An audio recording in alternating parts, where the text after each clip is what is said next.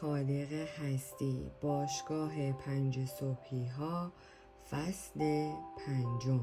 نویسنده رابین شارما، مترجم رضا اسکندری آذر، گوینده مریم سادات جمشیدی.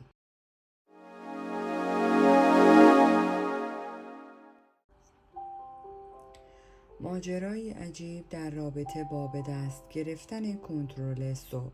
بخت هر کس در دستان خودش قرار دارد، مثل مجسمه سازی که سنگ خام را شکل می دهد. مهارت لازم برای تبدیل کردن سنگ به آنچه مطلوب ماست باید آموخته و با توجه بسیار پرورش داده شود. یوهان ولفگانگ فون گوته.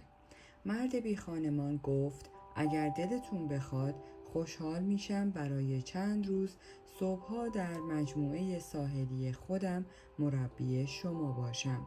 مراسم خصوصی صبحگاهیم رو نشونتون میدم و براتون شرح میدم چرا بهره‌وری به بهترین وجه ممکن از اولین ساعات صبح برای رسیدن به درجه استادی در زندگی شخصی و عملکرد استثنایی در کسب و کار اینقدر ضروریه. اجازه بدید این کار رو براتون بکنم رفقا. زندگیتون ظرف مدت نسبتاً کوتاهی شروع میکنه به باشکوه شدن و وقت گذروندن با من. بهتون خوش میگذره. البته به قول دوست قدیمیمون سخنران همیشه راحت نیست، اما ارزشمند، مستمر و زیباست. شاید هم به اندازه سقف کلیسای سیتیسین شگفت انگیز باشه. هنرمند حین دست کشیدن به ریش‌بازیش گفت اولین بار که اونجا رو دیدم به گریه افتادم. مرد بی خانمان هم در حالی که با ریش کثیفش بازی می کرد گفت میکلانژ آدم خفنی بود. پیراهنش رو بالا داد تا عضلات شکمش رو که در حد خدایان یونان باستان بود نشان بده. انگشت دست کثیفش روی خطوط تراز عضلات 6 تکه حرکت کرد، درست مثل قطره بارانی که بعد از بارش ماه مه به صورت زیگزاگ روی برگ‌های ساقه رز به پایین می‌غلتد. هنرمند با شوق و ذوق یک گربه که در مغازه توتی فروشی رهایش کرده باشند فریاد زد یا خدا، یکی با یه چیزی بکوبه توی سر من. این عضلات 6 تکه رو از کجا آوردی؟ مطمئن باش از یه دستگاه جراحی پلاستیک شکم که توی برنامه آخر شب تلویزیون میفروشن نیومدن. من با تمرین این طور روی فرم و عضلانی موندم. یک عالم شنا، بارفیکس، پلنگ، دراز و نشست و کلی جلسات عرقریز تمرین هوازی که اغلب اوقات روی ساحل مخصوصم انجام میدم. بعد یک کیف پول چرمی را که داد میزد قیمت بالایی داره از جیبش بیرون کشید و خیلی با دقت تکه کاغذی با یک نقاشی روش از اون بیرون آورد. طرح روی تکه پلاستیک به این صورت بود تا دقیقاً بدونید کارآفرین و هنرمند در آن لحظه چه دیدند. ولگرد ژولیده بی آنکه اجازه بده مستمعینش حرفی بزنند به صحبت کردن ادامه داد. تعهد، انضباط، شکیبایی و تلاش، اینها ارزش‌هایی‌اند که امروزه عده کمی بهشون اعتقاد دارند، در حالی که تعداد زیادی از مردم این ذهنیت رو دارن که یک زندگی غنی، پرثمر و ارضا کننده قرار یک روز مثل گنجشکی در آغاز فصل بهار دم پنجرشون ظاهر بشه و همچنین انتظار دارن تمام اطرافیانشون تلاش لازم رو به جای اونها اعمال کنن. پس در این شکل عملکرد تکلیف راهبری چی میشه؟ گاهی اوقات دنیامون رو به شکل جامعه‌ای از افراد بزرگسال میبینیم که مثل بچه های لوس و ناز پرورده رفتار میکنن. قصدم قضاوت نیست، فقط دارم میگم که گفته باشم. خیال ندارم شکایت کنم، فقط دارم گزارش میدم. راستی رفقا، با نشون دادن عضلات شکمم میخواستم توجه شما رو به این نکته جلب کنم. برای کسانی که تلاش نمی کنند هیچ روشی جواب نخواهد داد. حرفم اینه که باید کمتر حرف بزنیم و بیشتر کار انجام بدیم. اوه، راستی یه نگاهی به این بندازید. خیابان خواب چرخید و دکمه های پیراهن سوراخش را باز کرد. روی عضلات محکم و مخطط پشتش این عبارت خالکوبی شده بود: قربانی ها عاشق سرگرمی اند و برنده ها شیفته آموزش. کارت پلاستیکی با تصویر ساحل را به دست کارآفرین داد. بیایید مدتی رو با من روی جزیره کوچک جادوییم وسط یک اقیانوس تماشایی بگذرونید که 5 ساعت تا ساحل کیپتاون فاصله داره. بعد شادمانه با دست به تصویر رسم شده روی کارت اشاره کرد. اونها هم دلفین ها من. بعد ادامه داد: این سفر ارزشش رو داره. ماجراییه که مطمئناً فقط یک بار توی زندگیتون ممکنه اتفاق بیفته. بعضی از ارزشمندترین و احساسی ترین لحظات عمرتون اونجا پدیدار میشن. باید از اونجا به بعد مسیر رو به من اعتماد کنید رفقا. تمام چیزهایی رو که درباره مراسم متعالی صبحگاه بلدم بهتون یاد میدم. به هر دوتون کمک میکنم عضو باشگاه 5 صبحی ها بشید. یاد میگیرید که به طور مرتب صبحها زود بیدار بشید. بنابراین تا رسیدن ظهر اونقدر کار انجام میدید که خیلی از مردم ظرف یک هفته انجام میدن و همینطور وضعیت سلامت، شادی و آرامشتون رو به حد بهینه میرسونید.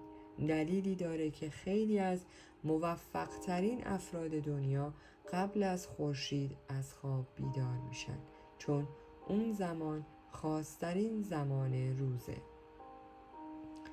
براتون توضیح میدم چطور از این متد انقلابی برای ساختن امپراتوریم استفاده کردم و این رو هم براتون روشن کنم که امپراتوری ها به اشکال مختلف پا به عرصه وجود میذارن.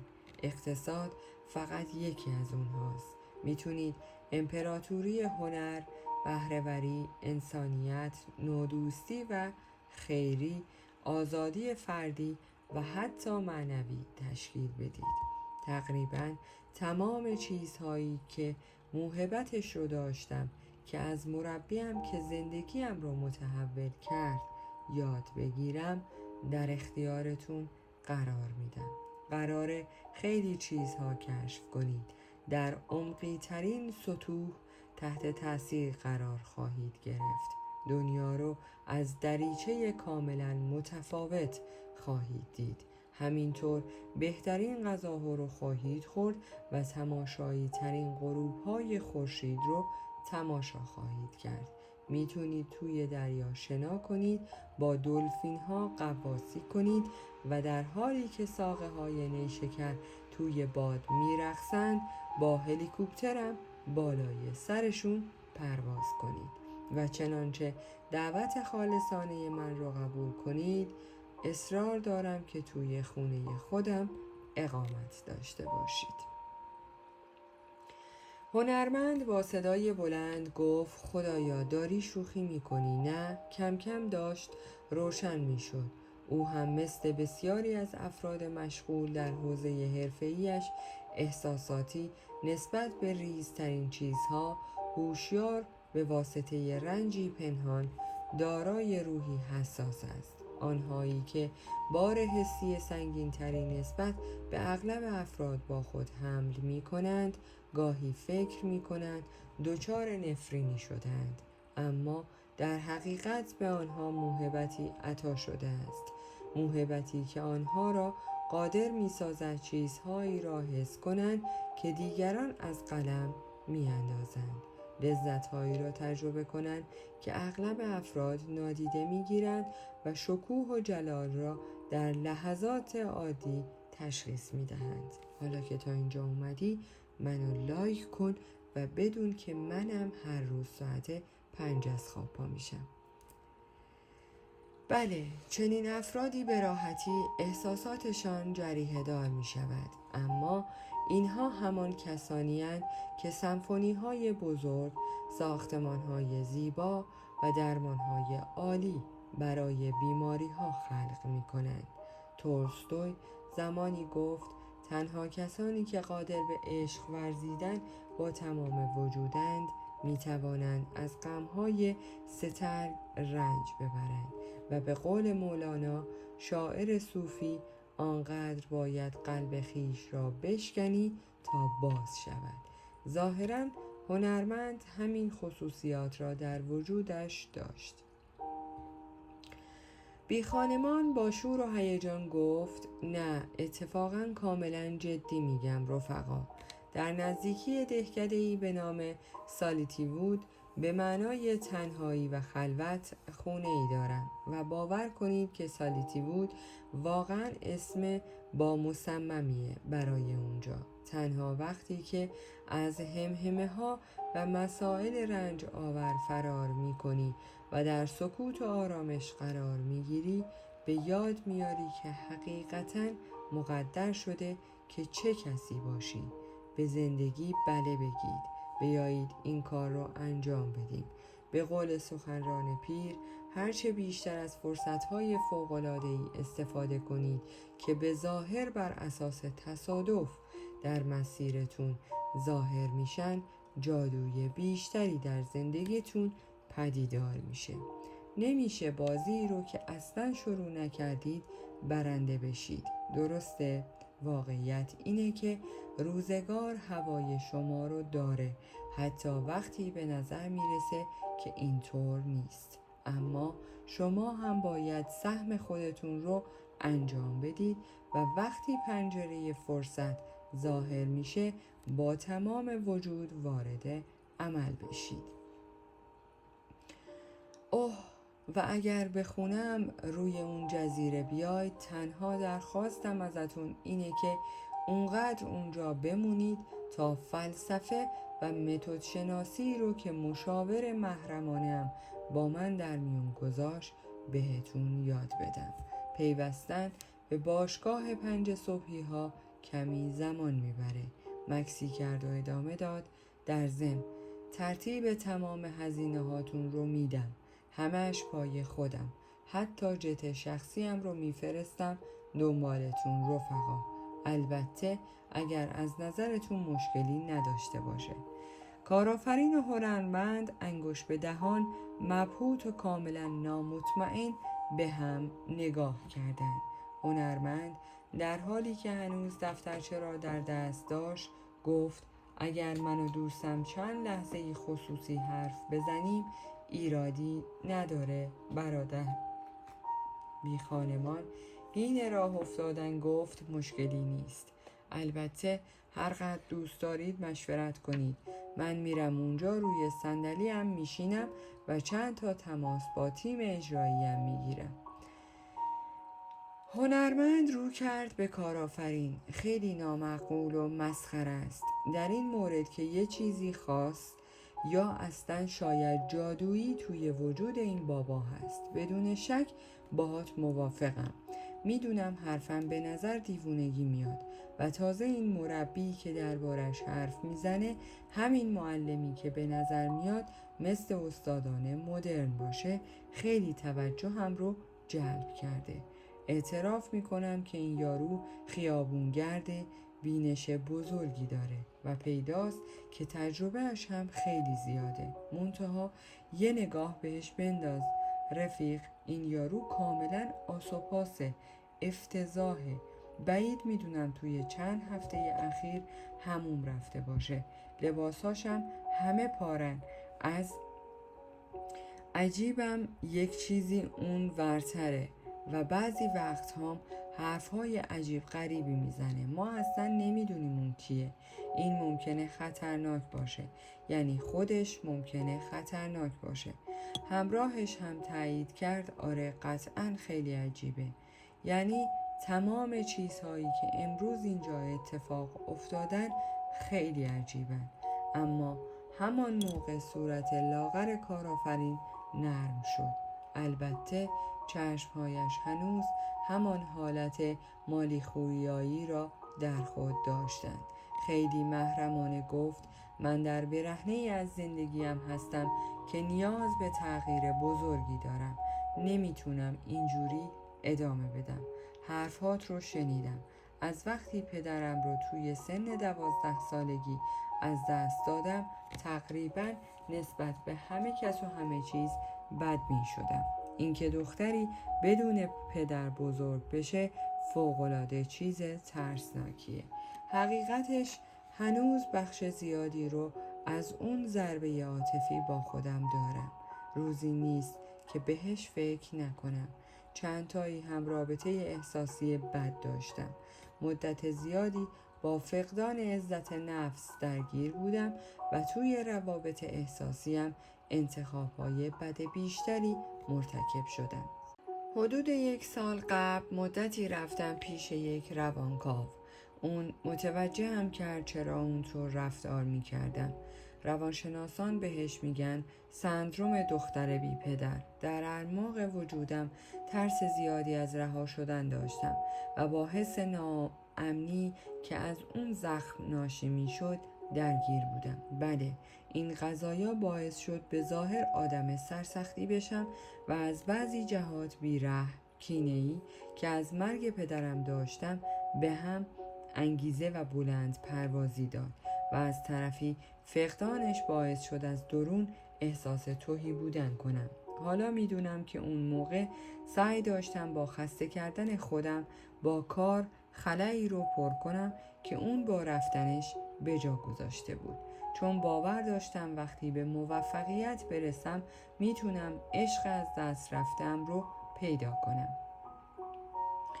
من سعی داشتم حفره‌های عاطفی‌ام رو با دنبال پول بیشتر رفتن پر کنم. درست مثل یک معتاد به هروئین که دنبال سرنگ مواده. من تشنه جایگاه اجتماعی و تایید گرفتن در زمینه صنعت بودم. مدام از زندگیم فرار می کردم و به فضای مجازی پناه می بردم تا اونجا دنبال سرگرمی بگردم، در حالی که در همون زمان می تونستم کارهای مهمتری انجام بدم. همونطور که گفتم حالا می فهمم خیلی از رفتارهام از ترس‌های آب می خورن که به خاطر چالش‌های دوران نوجوانی داشتم. خیلی الهام گرفتم وقتی سخنران گفت هرگز کار رو به خاطر پول انجام ندیم، بلکه مثل یک راهبر و یک انسان واقعی کار رو به خاطر معنایی انجام بدیم که به زندگی دیگران میبخشه و همینطور به خاطر فرصتی که برای رشد مردم ایجاد میکنه و به خاطر تلاش برای رسوندن دنیا به تعالی. حرفاش باعث شد امید پیدا کنم. من دلم میخواد به همون روشی زندگی کنم که اون ازش حرف میزد، اما در حال حاضر خیلی از اون جایگاه فاصله دارم و این اواخر اتفاقی که توی شرکتم افتاد جونم رو به لبم رسوند. در حال حاضر زندگیم اوضاع خوبی نداره. اصلاً به این همایش اومدم چون مادرم یه بلیت مجانی بهم داده بود و عمیقاً میخوام یه تغییری توی زندگیم ایجاد بشه. نفس عمیقی کشید و گفت میبخشید. شرمسار بود و از هنرمند عذرخواهی کرد. من فقط کمی میشناسمت و اصلا نمیدونم چرا دارم این حقایق رو برات فاش میکنم. فکر کنم پیش تو احساس امنیت میکنم. دلیلش رو نمیدونم. اگر زیادی سفره دلم رو باز کردم میبخشید. هنرمند گفت اشکالی نداره. زبان بدنش نشون میداد که ذهنش درگیر مکالمه است. درگیر با اضطراب، با ریش‌بزی و موهای بافته‌اش ور نمی رفت. کارآفرین ادامه داد: ما وقتی با راننده تاکسی و باقی افرادی که نمیشناسیم حرف میزنیم خیلی صادق میشیم، نه؟ چیزی که سعی داریم بگیم اینه که برای یه تغییر بزرگ آماده‌ام و حسم بهم میگه این مرد آس و پاس که میخواد بهمون یاد بده یه برنامه عالی صبحگاهی چطور میتونه امپراتوری خلاقیت، بهره‌وری، مالی و شادی خلق کنه، واقعا میتونه برام مفید باشه، یعنی برای جفتمون مفید باشه. این را هم اضافه کرد و در ضمن ساعت مچیش رو یادت نره.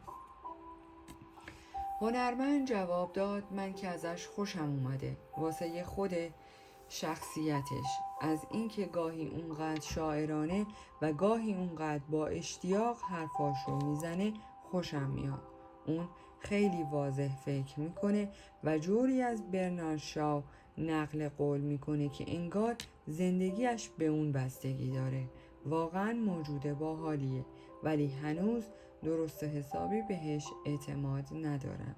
دوباره مشتی کف دست خودش کوبید. اون ساعت رو هم احتمالاً از یک احمق پولدار کف رفته. کارآفرین گفت: ببین، من احساسات رو درک میکنم.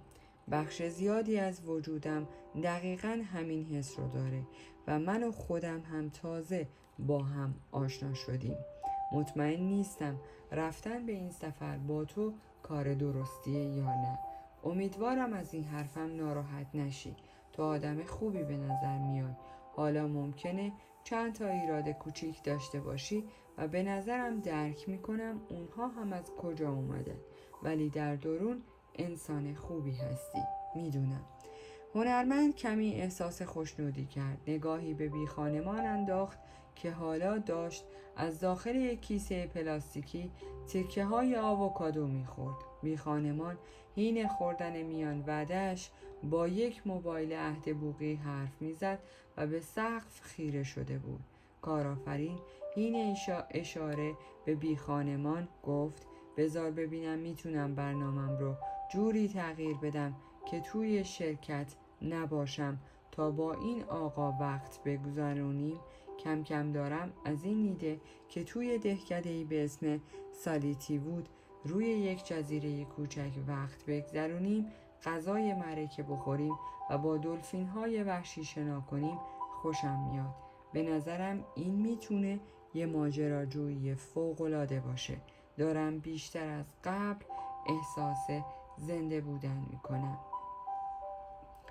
هنرمند گفت: راستش حالا که اینطوری میگی باید بگم منم داره از این ایده خوشم میاد. به نظرم یک نوع دیوونگی لذت بخش توی این قضیه هست. یک فرصت خاص برای دسترسی به یک جهان جدید و بکر. این برنامه میتونه برای زمینه کاریم خوب باشه. من رو یاد این حرف چارلز بوکسفیلد نویسنده میندازه: بعضی ها هیچ وقت دیوانه نمیشوند و آه که چه زندگی وحشتناکی دارند. و سخنران هم تشویقمون کرد که مرزهای زندگی عادیمون رو ترک کنیم تا از لحاظ موهبت‌ها، استعدادها و قدرتمون رشد کنیم. یه حسی به هم میگه که این کار رو انجام بدم، پس اگه تو بری منم میام. خب میدونی چیه؟ من میخوام جست بزنم. دیگه تمومه. من هستم. بزن بریم. هنرمند اعلام موافقت کرد. پس منم هستم. هر دو بلند شدن و به طرف بی خانمان راه افتادن. حالا او با چشمهای بسته نشسته بود. هنرمند از او پرسید: این دفعه داری چه کار میکنی؟ در حال تصویرسازی درباره کسیم که میخوام بهش تبدیل بشم و زندگی متعالی تری رو که قصد دارم خلق کنم. یه خلبان جنگنده ترک یک بار بهم گفت که اون قبل از هر پرواز توی ذهنش همراه تیمش پرواز میکرده.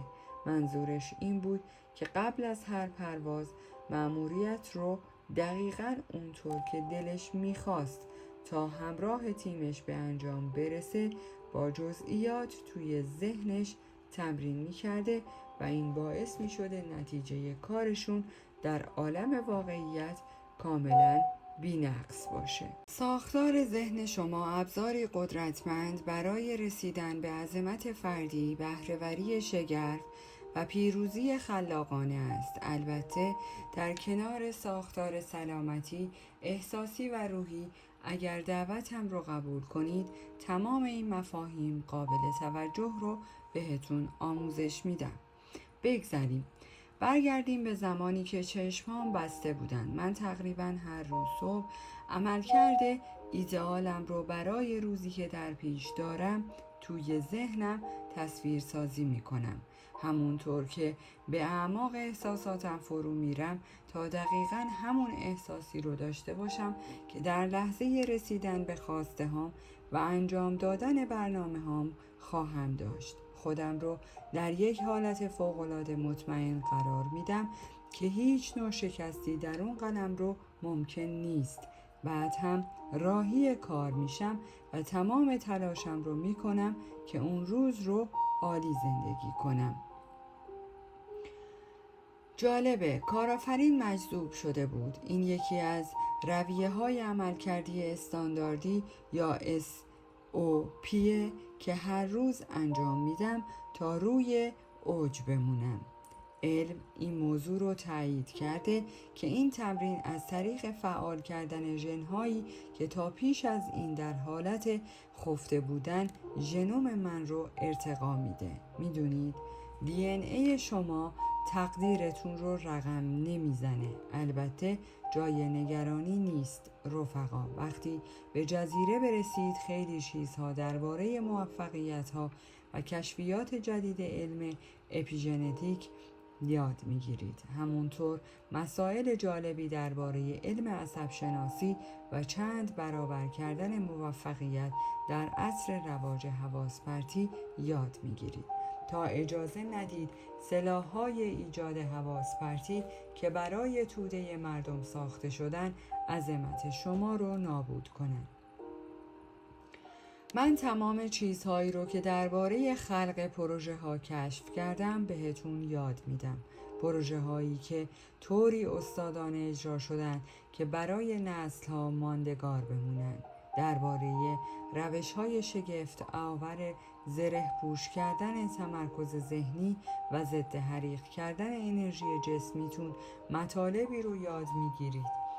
کشف میکنید که بهترین مدیران کسب و کار در دنیا چطور تشکیلات اقتصادی مقتدر میسازن و همینطور یک سیستم تنظیم شده رو یاد میگیرن که شادترین انسانها روی این سیاره هر روز صبح اون رو به کار میبندن تا زندگی جادویی رو برای خودشون خلق کنن. اوه راستی اگر براتون سواله، SOP اصطلاحیه که مشاور مخصوص من وقتی درباره ساختارهای روزمره مورد نیاز برای پیروزی در بازی زندگی حرف میزنه ازش یاد میکرد.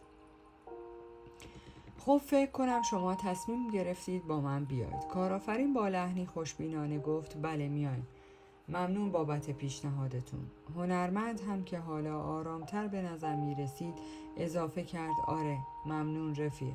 کارآفرین با جدیت گفت خواهش می کنم تمام چیزهایی رو که درباره ایجاد یک برنامه صبحگاهی راهبران مؤثر و مدیران موفق کسب و کار می دونید بهمون یاد بدید.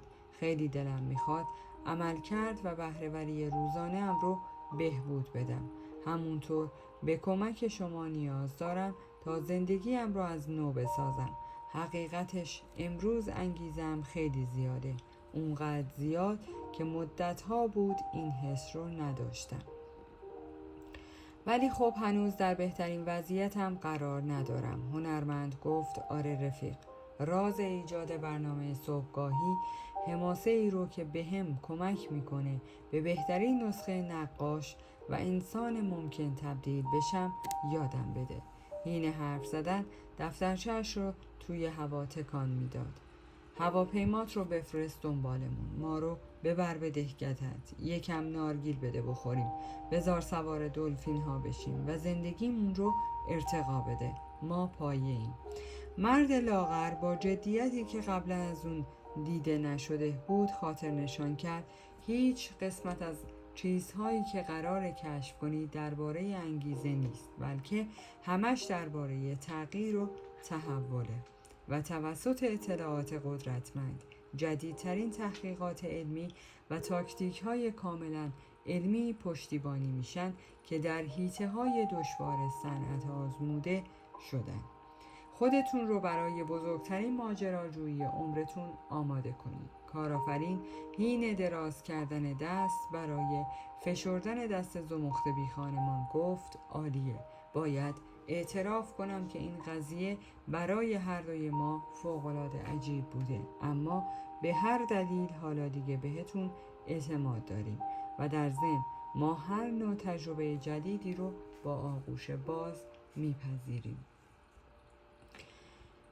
هنرمند هم با صدای بلند اعلام کرد خیلی لطف دارید که این کار رو در حق ما انجام میدید. ممنون. یک جورایی از این همه حس قدردانی در وجودش غافلگیر شده بود. بی خانمان به گرمی جواب داد محشره. تصمیم هوشمندانه‌ای گرفتید رفقا. لطفاً فردا صبح بیرون همین سالن همایش باشید. حداقل برای چند روز لباس همراهتون باشه. فقط همین. همونطور که گفتم با کمال میل ترتیب تمام چیزهای دیگه رو میدم. تمام هزینه ها پای منه. منم از شما تشکر میکنم. کارآفرین حیرت زده گفت شما چرا دارید از ما تشکر میکنید؟ بی خانمان لبخند ملایمی زد و متفکرانه محاسنش رو خاراند. مارتین لوتر کینگ جونیور در آخرین مراسمش قبل از اینکه به قتل برسه گفت همه می توانند به عظمت برسند چون همه می توانند به بشریت خدمت کنند. برای خدمت رسانی نیازی نیست مدرک دانشگاهی داشته باشی. نیازی نیست که نهاد و گزاره شما برای خدمت رسانی با هم مطابقت داشته باشند. برای خدمت رسانی نیازی نیست درباره افلاطون و ارسطو مطلب بدانید. برای خدمت رسانی نیازی نیست تئوری نسبیت انیشتین را بدانید. برای خدمت رسانی نیازی نیست قانون دوم ترمودینامیک و فیزیک رو بدونید. تنها به قلبی پر از رحمت نیاز دارید. روحی که از عشق به وجود آماده باشه. ولگرد تکه آووکادو را از گوشه دهانش پاک کرد و حرفش را از سر گرفت. یکی از بزرگترین درسایی که طی سالیان گرفتم اینه که بخشش به دیگران در واقع هدیه‌ای که ما به خودمون میدیم. حالا که تا اینجا اومدی لایک و سابسکرایب یادت نره تا از کتاب‌های عمیق که قرار اونها رو برای تو بخونم جا نمونی. شادی و لذت رو در زندگی دیگران افزایش بده تا خودت شادی و لذت بیشتری در زندگی ببینی. وضعیت ابنای بشر رو ارتقا بده تا وضعیت خودت به طور طبیعی ارتقا پیدا کنه. موفقیت چیز خوبیه اما معنا خیلی بهتر. سخاوت نه احساس کمبود، خصیصه تمام مردان و زنان بزرگیه که دنیای ما رو ارتقا دادن و ما در این دنیا به راهبران واقعی نیاز داریم، نه خودشیفته هایی که حتی حالا بیشتر از هر زمان دیگه‌ای به خودشون فکر میکنن. بی خانمان برای آخرین بار نگاهی به ساعت بزرگش انداخت. میدونید وقتی میمیرید نمیتونید ثروت و اسباب بازی های شیکتون رو با خودتون ببرید. توی عمرم ندیدم توی مراسم تدفین یک کامیون حمل اساسی پشت سر یک نعشکش حرکت کنه. زیرزیرکی خندید و مستمعانش لبخند زدند. کارآفرین نجوا کرد این یارو یک گنج واقعیه. هنرمند تایید کرد بر منکرش لعنت. اینقدر نگو بر منکرش لعنت، داره میره روی اعصابم. هنرمند کمی شوکه شد. اوه باشه. مرد بی خانمان با فصاحت کامل گفت تنها چیزی که در آخرین روز حضورتون روی زمین خدا اهمیت داره قابلیت هایی که استفاده کردید، رشادت هایی که از خودتون نشون دادید و زندگی هایی که با مرحمت خودتون لمس کردید. بعد ساکت شد و نفس عمیقی بیرون داد. بگذاریم. خیلی عالیه که دعوتم رو قبول کردید. دوران خوبی رو با هم خواهیم داشت. هنرمند مؤدبانه پرسید میتونم وسایل نقاشیم رو با خودم بیارم؟ بی خانمان با چشمکی جواب داد تنها در صورتی که بخوای توی بهشت نقاشی کنی و کارآفرین هین آویختن کیف دستی روی شانه لاغرش پرسید و فردا چه ساعتی شما رو بیرون سالن میبینیم؟ بی خانمان دستور داد 5 صبح. کنترل صحبت را در دست بگیر تا زندگیت رو ارتقا بدی و بعد ناپدید شد. در پایان از شما دوستان عزیزم میخواهم برای حمایت بیشتر ما کانال ما را به دوستان خود معرفی کنید. برای انرژی بیشتر ما رو لایک کنید و برای ادامه پرقدرت‌تر سابسکرایب. تا درودی دیگر، درود و 200 بدرود.